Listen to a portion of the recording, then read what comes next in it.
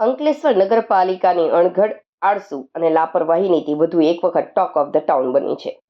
Ward number 1માં આવેલા દીવા road પર આવેલી સંસ્કારધામ સોસાયટીમાં છેલ્લા ઘણા મહિનાથી વરસાદી પાણીના નિકાલ માટે પાઇપલાઇન નાખવાની કામગીરી અધૂરી છોડી દેવાતા સ્થાનિકોમાં ભારે આક્રોશ જોવા મળ્યો હતો.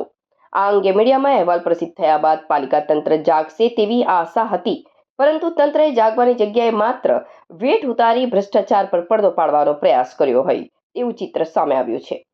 નગરપાલિકાના સત્તાધીશો અને કોન્ટ્રાક્ટરને અધૂરી પાઇપલાઇનની કામગીરી ટેકનિકલ રીતે પૂર્ણ કરવાને બદલે પાઇપની ઉપર માટી નાખીને તેને દાટી દીધી છે. પાઇપલાઇનનું આગળનું જોડાણ કનેક્ટિવિટી પૂર્ણ કર્યા વિના જ આ પ્રકારે માત્ર કાગળ પર કે દેખાડો કરવા પૂરતી અધૂરી કામગીરી કરાતા સોસાયટીના રહીશોમાં રોષ સાથે અનેક સવાલો ઊભા થયા છે. હવે જ્યારે ચોમાસું બિલકુલ નજીક છે ત્યારે પાણીનો નિકાલ કરવા નખાયેલા આ લાઇન ક્યારે અને કેવી રીતે કાર્યરત થશે તેની ચિંતા સ્થાનિકોને સતાવી રહી છે.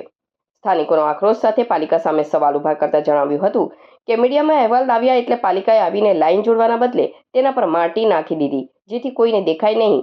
આ તે કેવો વહીવટ?